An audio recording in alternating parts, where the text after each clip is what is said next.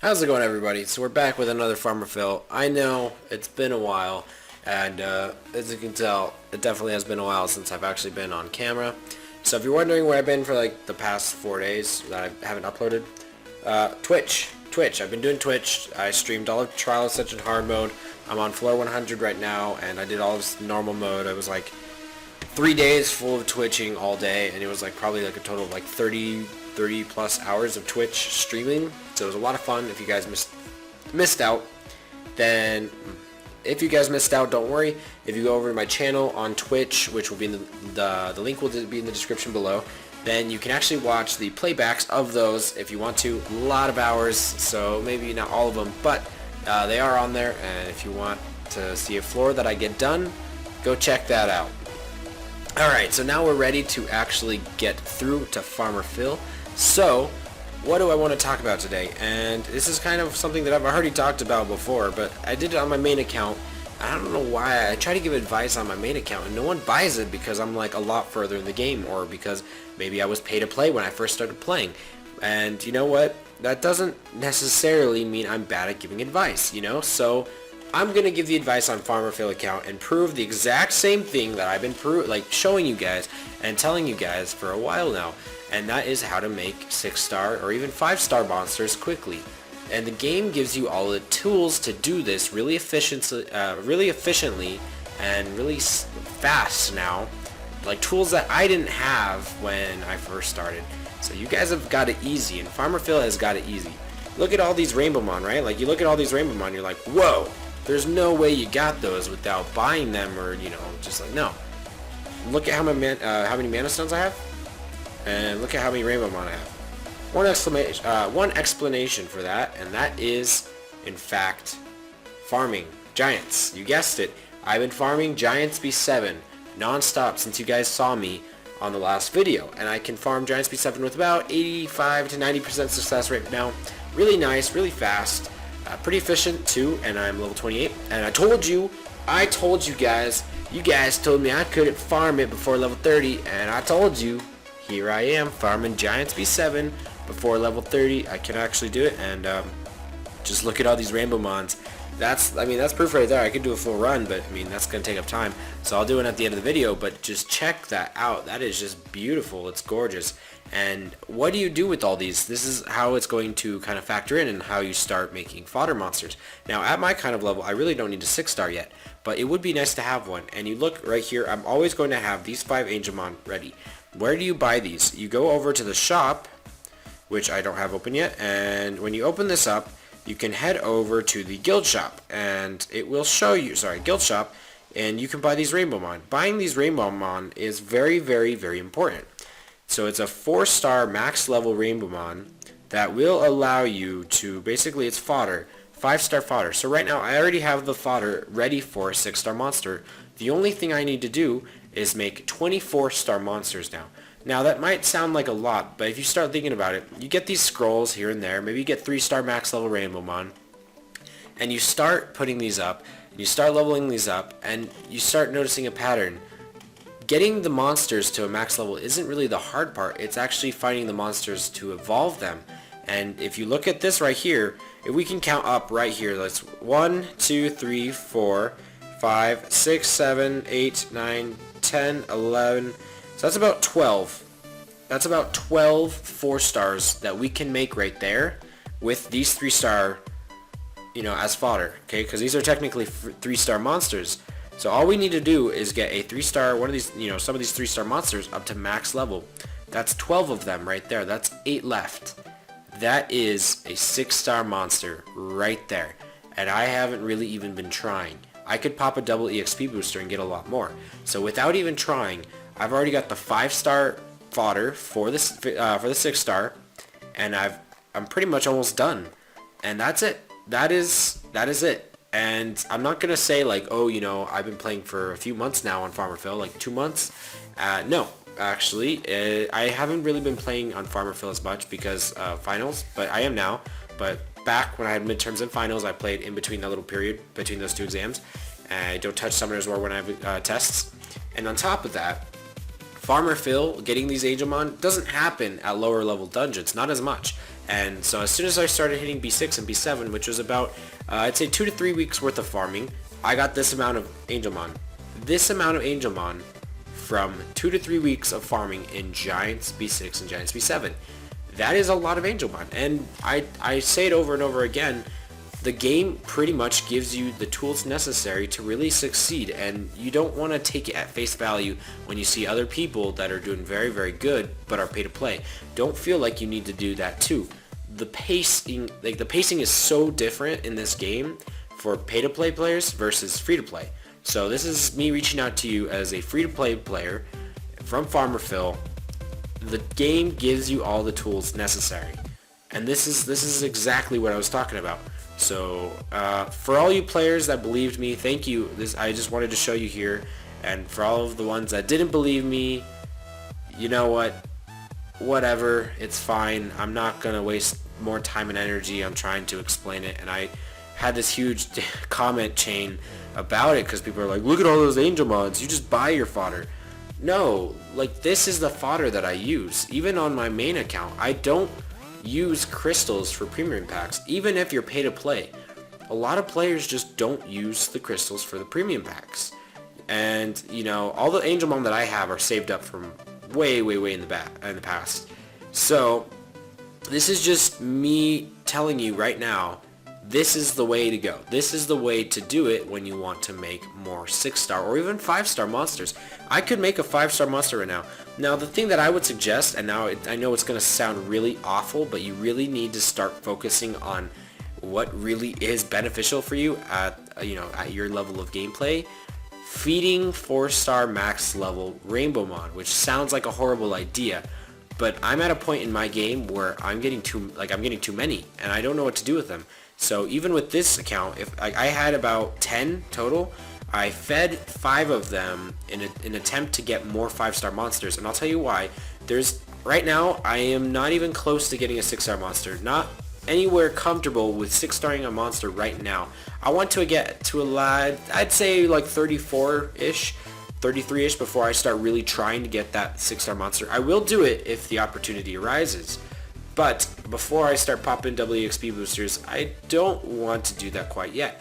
And I'll tell you why, because the runes are really what matter. You know, running stuff like this where I have everything as like plus 12, you know, or this one I could get to plus 12, so I could even farm higher with just 5-star monsters.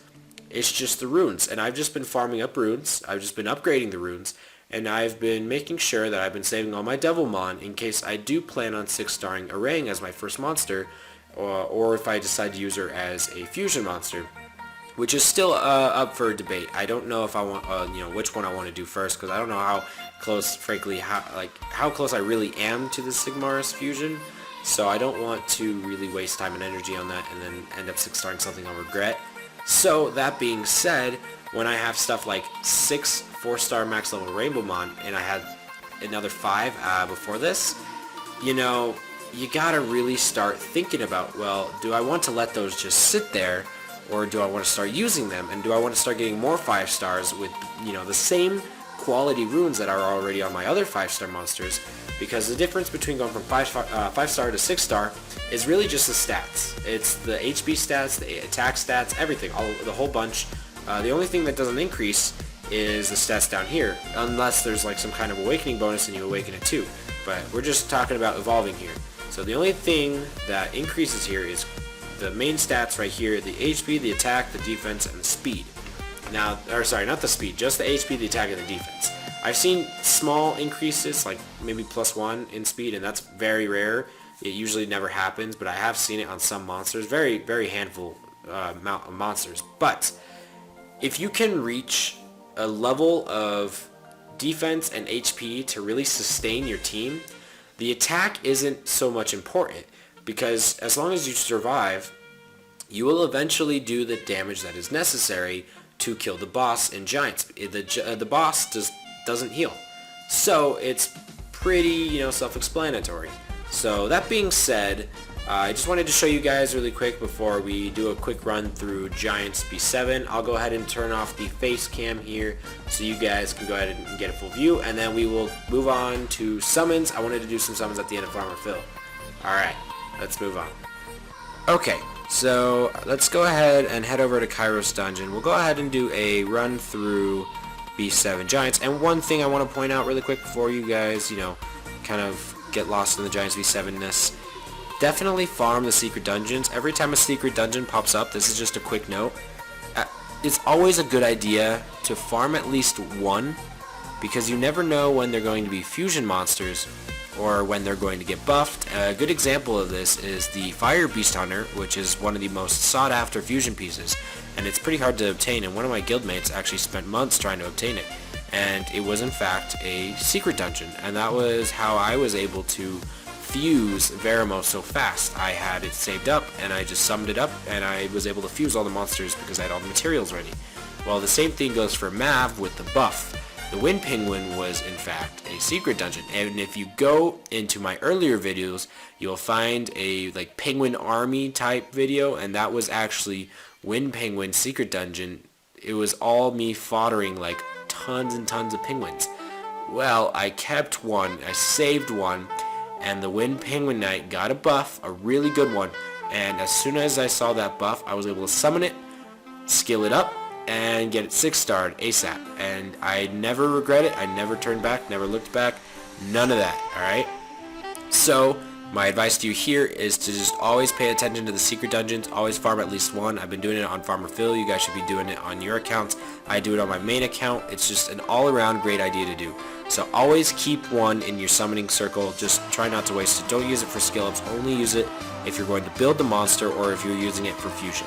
So this is the team I use for Giants B7. It is obviously not maxed out, so I could probably get the actual runtime success much higher once I get everyone max leveled. On top of that, if I go ahead and max out my runes on other players, if I go ahead and max out my runes on other monsters, then I will be able to really sustain more because they'll have more HP and definitely a lot more defense, which is becoming a big factor now. So let's go ahead and show you really how it goes. I'll go ahead and just speed this up for your guys' entertainment pleasure.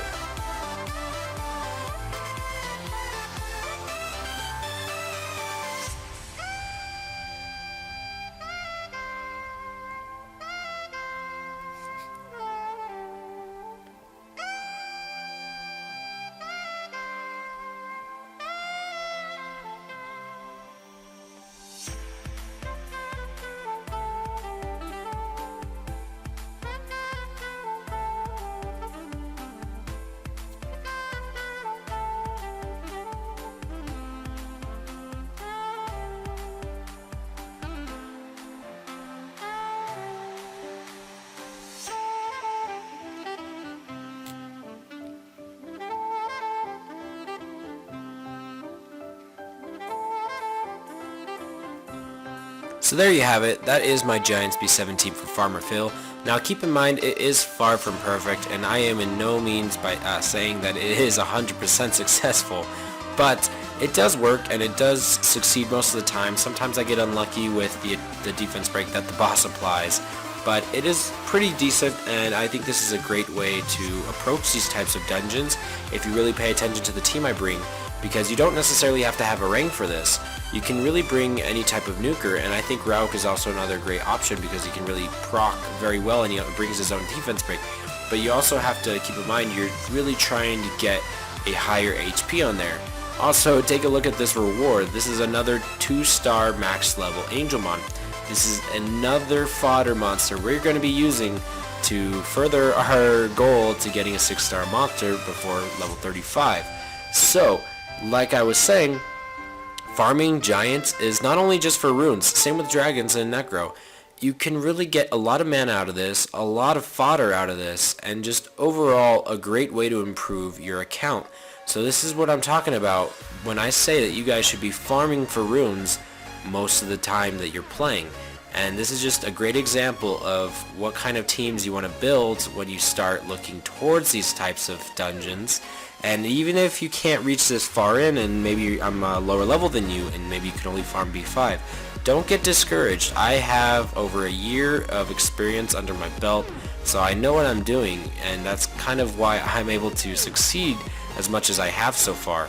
So don't take that as discouragement. You know, you guys really need to just kind of look at it from your own type of point of view and realize that you're just starting this game. There's a learning curve, there definitely is.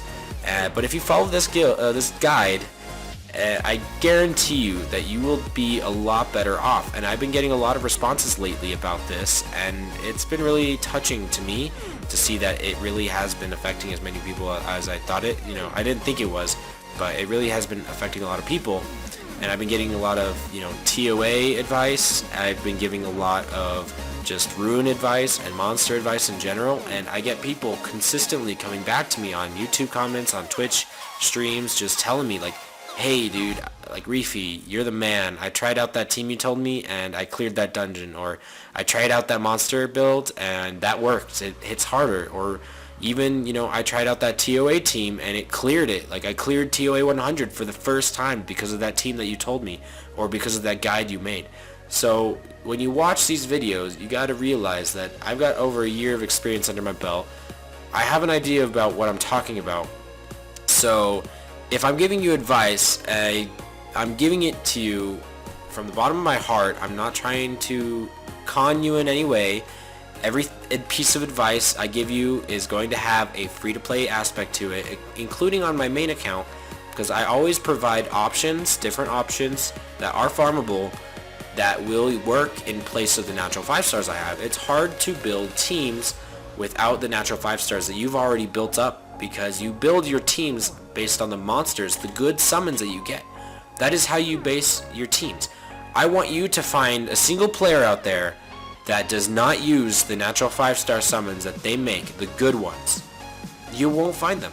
You won't find them, because every team, every player makes their entire gameplay around their summons, and that's just how it works. And that's just what I wanted to get through to you guys today, including the difference between, you know, just getting fodder from farming and getting fodder from buying stuff in the game. And this is just something that kind of maybe touched me a little bit, rather than, you know, blowing up into something bigger than it really was. And I just want people to see this and realize you don't need to spend money on the game. If you want to, it's fine. Great, do it. Support the game. CompTOS is a really great, they have amazing developers. I think they've done really well with this game. But you don't need to. You shouldn't feel like you need to. Okay? So that being said, back onto my previous video about how to make 6 stars quickly. This is just proof that you don't need to buy the fodder for it. I mean, I have 5, 10, 15, 20, 30, 4... wait, I'm counting wrong. Sorry, math major. 10, 20, 30. I'm getting close to about 40 of these 2-star max level Rainbow Bond. Okay? That is insane.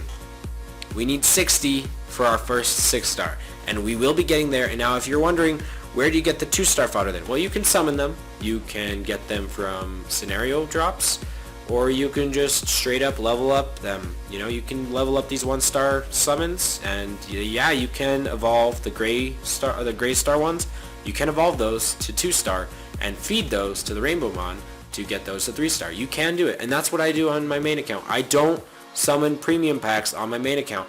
I want you to go into, if you doubt me, this is just to end the video. If you doubt me, go into my video playlist. Go look for any summoning session that I've done. The last summoning session that I've done that I had my own account in. It will be probably from 6 or 7 months ago. That is when I stopped summoning premium packs. So, if you guys doubt me, go do that. That's proof for you that I don't summon anything on my main account. So, that's all I have for you guys today. I'm kind of stuck on the loading screen here. It kind of disconnected me, but no worries. I was pretty much done explaining everything. So, hopefully you guys enjoyed the video. If you guys got some help from this, some ideas on what to do, leave a like or, you know, subscribe or something. It really shows me that you guys appreciate the content. And just so you know, I'm doing a subscriber giveaway at 15,000 subscribers. It seems a little bit far away. It's a little bit over 1,000 subscribers away, but before you know it, it will be coming quickly, and I promise you this is going to be a big one. I've got a lot in store, including some Reafi accounts t-shirts, and I'm probably going to be doing an account giveaway and a few gift card giveaways. Alright, so definitely drop a like and subscribe if you haven't already, and hopefully you guys will enjoy the giveaway when it comes. And if you guys have any questions, leave it in the comment section below. I will see you guys next time. Have a good one.